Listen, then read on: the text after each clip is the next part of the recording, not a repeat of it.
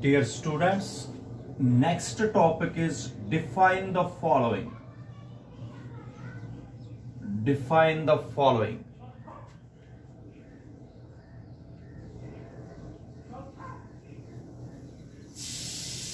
First,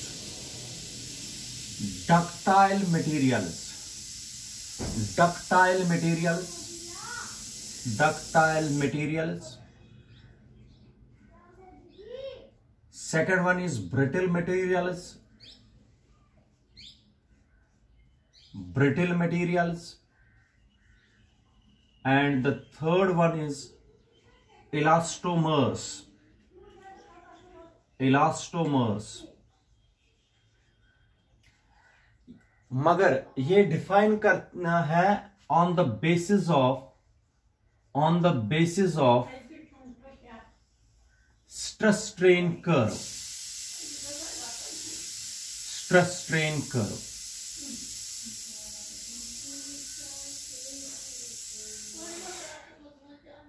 देख लीजिए बेटा, ductile materials,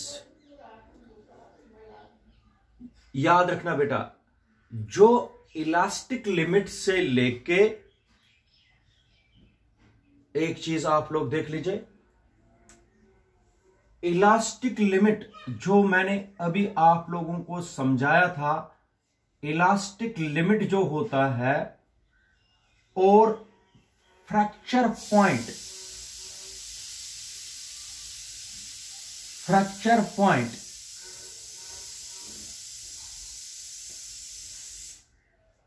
the materials in which there is a large plastic deformation.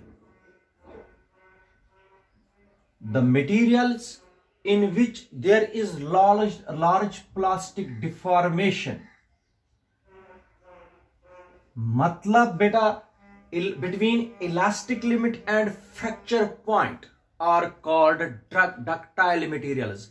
जिनकी plastic deformation मतलब जल्दी नहीं ब्रेक हो जाएंगे, इलास्टिक लिमिट और फ्रैक्चर, ये जो गैप है, the gap between the elastic limit on the stress strain curve and fracture point, in case of materials, those materials which have large gap between the elastic limit and fracture point are called ductile materials. This means ductile materials has a large plastic deformation. ये जो plastic deformation होती है ductile materials की, ये ज्यादा होती है. अच्छा, in other words, plastic deformation जो है, it is very large in case of ductile materials. This is the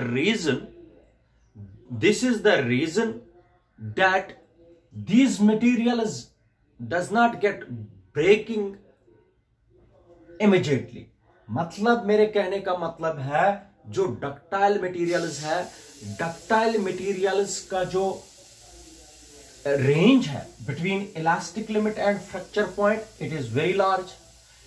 अगर इनका लार्ज है, इसका मतलब इनकी प्लास्टिक डिफॉर्मेशन बहुत देर तक रहती है, ये जल्दी टूटते नहीं है.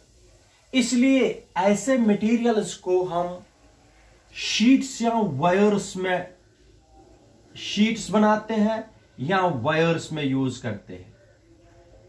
किनको? डक्टाइल मटेरियल्स को. जैसे कॉपर है, आयरन है, इनके हम शीट बनाते हैं और वायर्स बनाते हैं. क्यों? क्योंकि ये जो शीट या वायर्स है, जो कॉपर या आयरन है, इनका जो प्लास्टिक बिहेवियर है वो बहुत देर तक रहता है between elastic limit and fracture point. इनका फ्रैक्चर पॉइंट जल्दी नहीं आता है. ठीक है बेटा. दूसरा होता है ब्रिटल. ब्रिटल का ये जो इलास्टिक लिमिट और फ्रैक्चर पॉइंट के बीच में जो गैप है, ये बहुत कम होती है. इनका प्लास्टिक डिफॉर्मेशन बहुत ही कम होती है. प्लास्टिक डिफॉर्मेशन ब्रिटल मटेरियल्स की बहुत ही कम है. That is why their fracture point comes immediately after the elastic limit के बाद ही इनका फ्रैक्चर पॉइंट जल्दी आ जाता है, इसलिए ये जल्दी टूट जाते हैं। इसका मतलब हो गया जैसे गिलास है, गिलास जो है या जो मड के यूटेंसिल्स होते हैं या बोन चीना होता है, बोन चाइना, इनमें इनका जो फ्रैक्चर पॉइंट है, इलास्टिक लिमिट और फ्रैक्चर पॉइंट के बीच में जो गैप है, it is less, it is not large, that is why there plastic deformation is small, therefore after the elastic limit fracture point comes immediately. इसलिए जो गिलास है या बोन चेना है, इनके जो फ्रैक्चर पॉइंट है वो जल्दी आ जाता है इलास्टिक लिमिट के बाद, इसलिए वो जल्दी टूट जाते हैं। ठीक है बेटा, उनको बोलते हैं those materials whose fracture point comes immediately after the elastic limit are called brittle materials. The plastic deformation for brittle materials is not large, it is small. Therefore, the examples of brittle materials are glass, bone china, etc. याद रखना। तो उसके बाद होता है elastomers. इधर सुनिए, rubber जो है, rubber can be stretched, rubber जो है, rubber can be stretched to a large value of strain. Rubber को हम बहुत खींच सकते हैं, उसकी change in configuration, change in length to the original length, बहुत मतलब उसमें बहुत ज्यादा स्ट्रेन ला सकते हैं। किसमें? Rubber, without breaking. रबर को हम रबर को हम बहुत खींच सकते हैं, लेकिन रबर को खींचने के बाद भी वो ओरिजिनल कॉन्फ़िगरेशन पर मतलब ब्रेक जल्दी नहीं होता। रबर जो है, rubber is a material in which we can produce large strain without breaking. Rubber एक ऐसा मटेरियल है जिसमें हम लार्ज स्ट्रेन ला सकते हैं लेकिन ब्रेक होने के बिना। सच मटेरियल जिसमें हम लार्ज स्ट्रेन ला सकते हैं without breaking are called elastomers, are called elastomers. Elastomers, बात सुनिए बेटा, रबर जैसे एक एग्जाम्पल है रबर। रबर में हम रबर को हम स्ट्रेच कर सकते हैं तो ए लार्ज वैल्यू, उसमें लार्ज स्ट्रेन ला सकते हैं without breaking. Therefore it is an example of elastomer. Rubber is a material which is an example of किसका? शाबाश बेटा, elastomers का। What are elastomers? A substance or a material whose मतलब a material या elastomer होता है a substance which cannot break